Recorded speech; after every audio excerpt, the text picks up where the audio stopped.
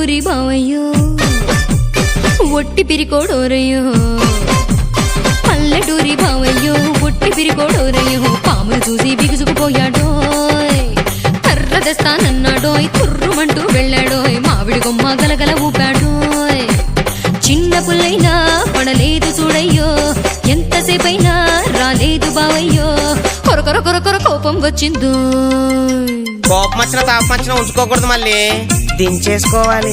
ఏంటి దించుకునేది దాని బావ ఒట్టి పిరుకోడంట. ఇదిగో మళ్ళీ మీ బావ సంగతి మాకెందుకు, ఆ బావ సంగతి ఏమైందో చెప్పు.